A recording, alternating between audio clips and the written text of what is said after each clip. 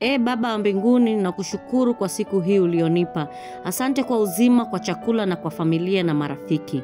Asante kwa neema zako na rehema zako ambazo ni mpya kila asubuhi. Umetenda mema kwangu Mungu wangu, na kuinua na kukuabudu. Uliyeniongoza mchana kutwa, ukaweka ulinzi juu yangu. Nakushukuru Bwana Yesu Kristo. Najua nimekosea kwa njia ya mawazo, maneno na matendo. Nisamehe, nisafishe kwa damu yako. Ninatubu dhambi zangu zote na kuziacha kwa moyo wa ukweli. Roho Mtakatifu, nipatie moyo safi na roho mpya ndani yangu.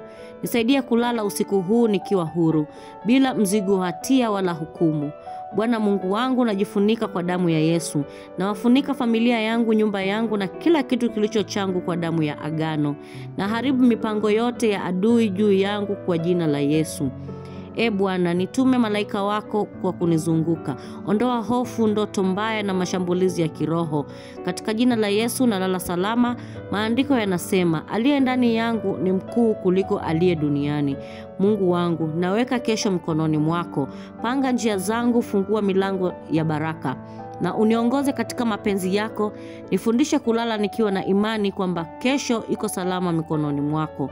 Najua kuwa mpango wako kwangu ni wa amani na si wa mabaya. Nitalala na kulala usingizi kwa amani, kwa kuwa wewe peke yako Bwana waniweka salama. Kwa kuwa atakuagizia malaika zake wakulinde katika njia zako zote. Bwana, nipe ndoto nzuri zenye maana. Zungumza nami hata katika usingizi wangu. Nipe pumziko la kweli moyoni. Naomba nijisikie upendo wako unaponizunguka kama blanketi la amani. Baba mbinguni, ninakabidhi usiku huu mikononi mwako. Ukawe kinga yangu, furaha yangu na amani yangu. Ninalala kwa jina la Yesu nikiwa najua kwamba ulinzi wako ni thabiti na ni wa milele. Amina.